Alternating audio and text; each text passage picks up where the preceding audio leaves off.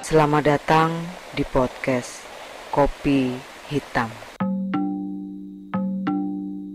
Halo para penikmat kopi hitam, kabar kalian semua sehat ya? Jangan sampai ada yang sakit, baik itu sakit fisik maupun sakit elektrik. Dan yang gak boleh banget itu sakit non medis. Soalnya kalau sampai sakit non medis, sekarang susah berobatnya. Karena kan Padepokan Gus Samsudin udah tutup. Masa mau berobat ke pesulap merah? Ngomong-ngomong soal pesulap merah, malam ini saya akan membacakan cerita dari mojok.co yang ada hubungannya dengan pesulap merah, yaitu soal pengalaman horor menonton bioskop. Karena terakhir kali saya nonton bioskop, mbak-mbak penjaga karcisnya pakai jas warna merah. Ya udah, saya mulai bacakan ceritanya ya. Sebuah kisah nyata yang berjudul Horor di Bioskop Midnight, ditulis oleh Syarif Al-Kaf.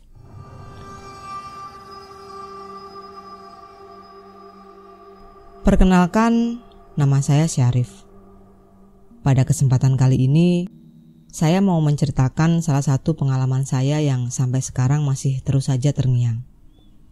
Pengalaman menyeramkan soal nonton film di bioskop. Saya lupa kapan waktu persisnya, tapi belum lama. Ya sekitar 2 tahun lah. Jadi ceritanya saat itu saya memang lagi gabut banget. Di rumah sendirian, orang tua lagi pergi. Yang bisa saya lakukan cuman bolak-balik kamar, dapur. Karena bingung gak ada kerjaan, bosen juga, saya akhirnya mutusin buat ngechat teman kampus. Namanya Fadil. Saya inisiatif buat ngajak dia nonton. Ya nonton apa kek, daripada cuma diem di rumah gak jelas. Lalu saya chat si Fadil.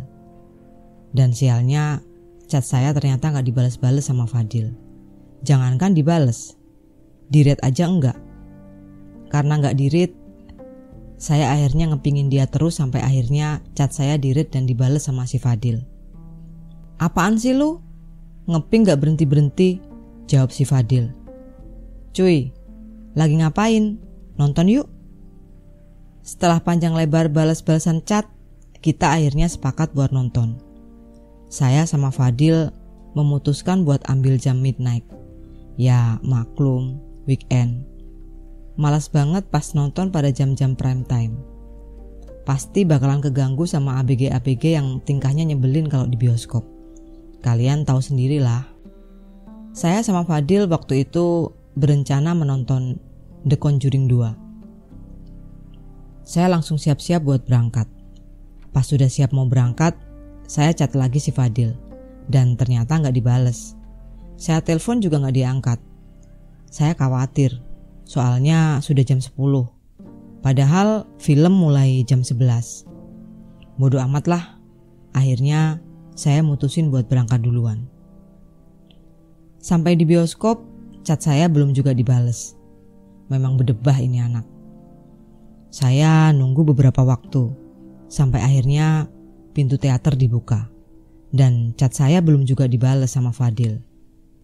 Entah di mana anak itu. Karena tiket sudah kadung dibeli, akhirnya ya saya maksain juga buat nonton tanpa Fadil. Sebelum masuk teater, saya ke kamar mandi sebentar buat kencing. Biar pas di dalam teater gak kebelet di tengah-tengah film. Pas mau keluar dari pintu kamar mandi, si Fadil ternyata sudah nongol. Senyum-senyum kayak orang gak punya salah. Bangke, gua tungguin lu dari tadi. Tanpa menunggu lama, saya sama Fadil langsung masuk teater. Saya lihat gak banyak orang di dalam. Yang saya lihat cuma ada beberapa orang di pojok kiri atas, 2 di pojok kanan atas, sama 2 orang lagi di pojok kanan tengah. 10 menit film berjalan, keadaan masih biasa. Sampai pertengahan film, saya mulai merasa kedinginan gara-gara AC teater. Kebetulan saya juga gak bawa jaket. Cuy, lu gak kedinginan apa? Tanya saya ke Fadil. Si Fadil gak jawab. Dia terlalu fokus sama filmnya. Gak lama kemudian ponsel saya bergetar karena ada chat masuk. Tapi karena saya lagi fokus nonton, saya abaikan saja. Sampai 30 menitan sebelum film kelar, notif dari ponsel saya gak berhenti-berhenti. Akhirnya saya coba buat ngecek. Siapa sih yang ngechat saya sampai sebegitunya? Saya pun melihat notif. Dan sialan, yang ngechat saya ternyata Fadil.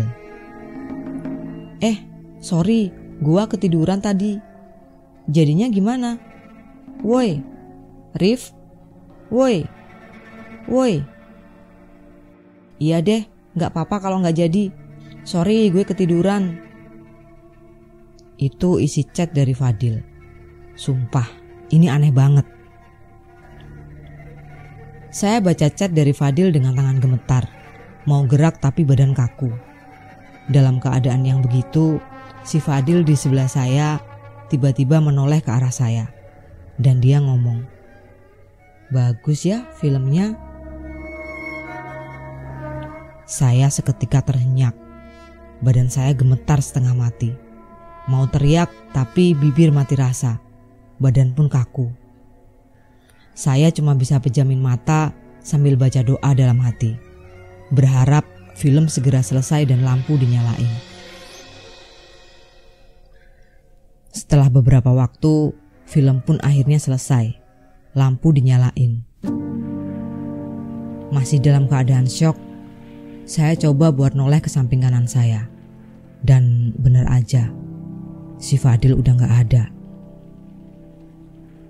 Para penonton lain pun mulai pada turun satu persatu. Sedangkan saya masih duduk termenung sambil menenangkan diri. Keluar dari bioskop, saya masih tetap terus kepikiran dengan kejadian yang baru saja saya alami. Sumpah, kalau ingat kejadian itu, saya jadi merinding sendiri. Tamat. Serem ya. Di antara kalian ada yang pernah ngalamin gak? Kalau saya sih pernah. Kalau gak salah ingat, itu tanggal 14 Maret 2002. Waktu itu saya masih tinggal di Purwakarta, Jawa Barat. Karena besoknya libur kerja, jadi saya putusin cari hiburan ke Lipo Cikarang, nonton bioskop sendirian.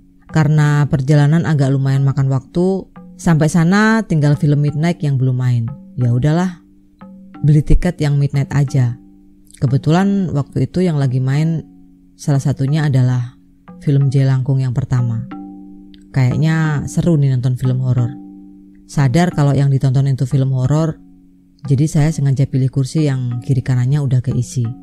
Biar ada temen gitu maksudnya. Sekitar jam 10-an lah, pintu teater dibuka. Penonton masuk termasuk saya. Terus cari-cari bangku, ketemu, terus duduk. Posisi aman. Kiri kanan ada pasangan-pasangan yang lagi pacaran. Depan belakang juga lumayan ada orang sih. Aman, banyak temennya. Lampu dimatikan, film pun dimulai.